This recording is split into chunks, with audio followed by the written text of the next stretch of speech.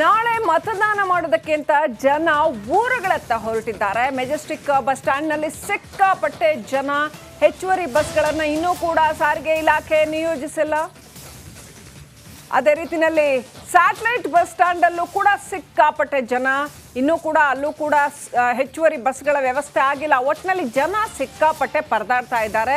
ಬೆಂಗಳೂರಿನಿಂದ ಊರುಗಳಿಗೆ ತೆರಳೋದಕ್ಕೆ ಎರಡೂ ಕಡೆ ಬಸ್ಗಳನ್ನು ಹೆಚ್ಚುವರಿಯಾಗಿ ವ್ಯವಸ್ಥೆ ಮಾಡಿಲ್ಲ. ಆಬ್ವಿಯಸ್ಲಿ ಇದರ ಲಾಭವನ್ನು ಖಾಸಗಿ ಬಸ್ಗಳು ಪಡ್ಕೊಳ್ತವೆ. ಬೇಕಾಬಿಟ್ಟು ದರ ಏರಿಕೆ ಮಾಡ್ತಾರೆ. ಸರ್ಕಾರದ ವಿರುದ್ಧ ಪ್ರಯಾಣಿಕರು ಆಕ್ರೋಶ ವ್ಯಕ್ತಪಡಿಸ್ತಾ ಇದ್ದಾರೆ. ಎಷ್ಟೊತ್ತಿಂದ ಕಾದ್ರೂ ಬಸ್ಗಳೇ ಇಲ್ಲ. ಇರೋ ಬಸ್ಗಳೆಲ್ಲ ತುಂಬಿ ತುಳುಕ್ತಾ ಇದ್ದಾವೆ. ಊರಿಗೆ ಹೇಗೆ ಹೋಗೋದು, ಓಟ್ ಹೇಗೆ ಹಾಕೋದು ಅನ್ನೋದು ಜನರ ಅಳಲು.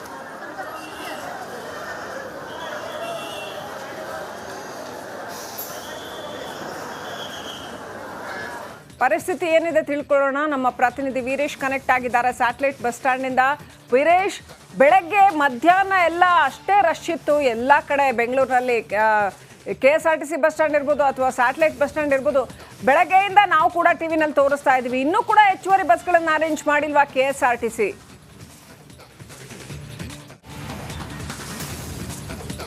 ಶ್ರೀಲಕ್ಷ್ಮಿ, ನಾನೀಗ ಪ್ರೆಸೆಂಟ್ ಸ್ಯಾಟಲೈಟ್ ಬಸ್ ಸ್ಟ್ಯಾಂಡಲ್ಲಿ ಇದ್ದೇನೆ. ಈ ಒಂದು ಭಾಗದಲ್ಲಿ ಇದೀಗ ಪರಿಸ್ಥಿತಿ ನಿಯಂತ್ರಣಕ್ಕೆ ಬಂದಿದೆ. ಸಾಕಷ್ಟು ಬಸ್ಗಳೀಗ ಬಿಟ್ಟಿದ್ದಾರೆ, ನಿಯೋಜನೆ ಮಾಡಿದ್ದಾರೆ. ಒಂದು ಕಡೆ ಸಾರಿಗೆ ನೌಕರರು ಸಹ ಬಂದು ಬಸ್ಗಳನ್ನು ಮಾನಿಟ್ರಿಂಗ್ ಮಾಡ್ತಿದ್ದಾರೆ. ಅಂದರೆ ಎಲ್ಲೆಲ್ಲಿ ಜಾಸ್ತಿ ಜನ ಇದ್ದಾರೆ, ಯಾವ ಊರಿಗೆ ಹೋಗಬೇಕಾಗುತ್ತೆ ಅಲ್ಲಿ ಜಾಸ್ತಿ ಬಸ್ಗಳನ್ನು ಬಿಡ್ತಿದ್ದಾರೆ. ಅದಲ್ಲ ಮೈಸೂರು ಭಾಗಕ್ಕೆ ತುಂಬ ಜನ ಹೋಗ್ತಿದ್ದಾರೆ.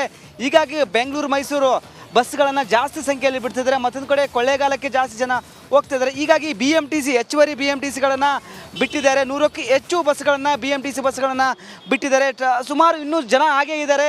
ಬಸ್ಗೆ ಕೆಲವೊಂದು ಬಸ್ಗೆ ಟೈಮ್ ಸರಿಯಾಗಿ ಬರ್ತಿಲ್ಲ, ಬಸ್ಗಾಗಿ ವೇಟ್ ಮಾಡ್ತಿದ್ದಾರೆ ಜನ. ಮತ್ತೊಂದು ಕಡೆ ಈ ಒಂದು ಮೈಸೂರು ರಸ್ತೆಯಲ್ಲಿ ತುಂಬ ಟ್ರಾಫಿಕ್ ಜಾಮ್ ಉಂಟಾಗಿದೆ. ಸಾಕಷ್ಟು ಜನ ತಮ್ಮ ಊರುಗಳತ್ತ ಹೋಗ್ತಿದ್ದಾರೆ. ಯಾಕಂದರೆ ನಾಳೆ ಪ್ರಜಾಪ್ರಭುತ್ವ ಹಬ್ಬ ಇದೆ, ಮತದಾನ ಮಾಡಲೇಬೇಕಂತ ಪಣ ತೊಟ್ಟಿದ್ದಾರೆ ಈ ಬಾರಿ. ಹೀಗಾಗಿ ಜಾಸ್ತಿ ಅಂದರೆ ಈ ಒಂದು ಭಾಗದಲ್ಲಿ ಒಂದು ಕಡೆ ಟ್ರಾಫಿಕ್ ಒಂದು ಕಡೆ ಆದರೆ, ಮತ್ತೊಂದು ಕಡೆ ಸ್ಯಾಟಲೈಟ್ ಬಸ್ ಸ್ಟ್ಯಾಂಡಲ್ಲಿ ಬಸ್ಗಳು ಸಹ ಏನು ಕಾಯ್ತಾ ಇದ್ದಾರೆ. ಆ ಟೈಮಿಗೆ ಬಸ್ ಸರಿಯಾಗಿ ಬರ್ತಿಲ್ಲ.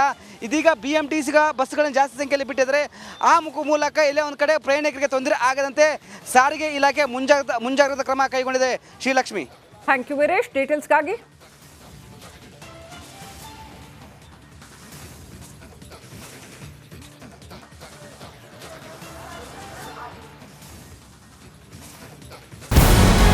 ನಮಸ್ಕಾರ, ಕರ್ನಾಟಕ ಪ್ರೈಮ್ ಟೈಮ್ಗೆ ಸ್ವಾಗತ. ನಾನು ಜಯಪ್ರಕಾಶ್ ಶೆಟ್ಟಿ. ಇಡೀ ಕರ್ನಾಡು ಇವತ್ತು ರೆಬೆಲ್ ಆಗಿ ನಿಂತಿದೆ. ಈ ಹಗರಣಗಳನ್ನು ಸದನದಲ್ಲಿ ಪ್ರಸ್ತಾಪ ಮಾಡಲು ಕೂಡ ಕಾಂಗ್ರೆಸ್ ಹಿಂದೇಟು ಹಾಕಿದ್ದೇಕೆ? ನಿಮ್ಗೆ ಸಂಬಳ ಅದಕ್ಕೆ, ನಿಮಗೆ ವಾಹನ ಅದಕ್ಕೆ, ನಿಮಗೆ ವೆಪನ್ ಅದಕ್ಕೆ, ನೀವು ಅದನ್ನು ಸೆರೆ ಹಿಡಿಬೇಕಾಗಿತ್ತು. ನೀವು ವಿದ್ಯುತ್ ಬರ ಇದೆ ಅಂತ ಹೇಳ್ತಾ ಇದ್ದೀರಿ, ಎಲ್ಲಿ ಬರ ಇದೆ ನೀವು ಹೇಳಬೇಕು. ಪಾಕಿಸ್ತಾನ್ ಆಕ್ಯುಪೈಡ್ ಕಾಶ್ಮೀರ್ ಅದು ಎಂದೆಂದಿಗೂ ನಮ್ಮದು. 40 ಮೆಷಿನ್ಗಳು ತಂದಿತ್ತು ನೋಟ್ ಎಣಿಸುವುದಕ್ಕೆ, ಅದೇ ಹಾಳಾಯಿತು. ಮಥುರಾದ ಗಲಾಟೆ ಇದೆಯಲ್ಲ, ಅದು ಸ್ಥಳೀಯವಾಗಿ ಕೂತು ಪರಿಹರಿಸಬಹುದಾದಂಥ ಕಾನೂನಿದೆ. ಗ್ಯಾರಂಟಿ ಯೋಜನೆಯಿಂದ ನಷ್ಟ ಆಗಿದೆ, ಲಾಭ ಆಗಿದೆ, ದಯವಿಟ್ಟು ಹೇಳಿ.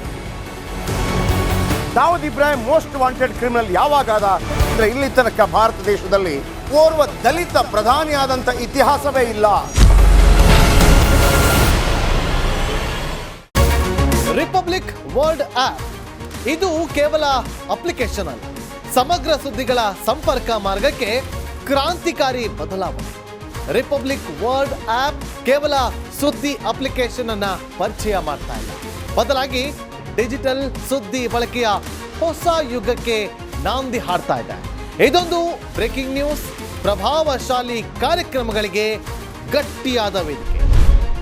ರಿಪಬ್ಲಿಕ್ ವರ್ಲ್ಡ್ ಅಪ್ಲಿಕೇಶನ್ ಈಗ ಲೈವ್ ಆಗಿದೆ. ಗೂಗಲ್ ಪ್ಲೇ ಸ್ಟೋರ್ ಮತ್ತು ಆಪಲ್ ಆಪ್ ಸ್ಟೋರ್ ಎರಡರಲ್ಲೂ ಲಭ್ಯವಿದೆ.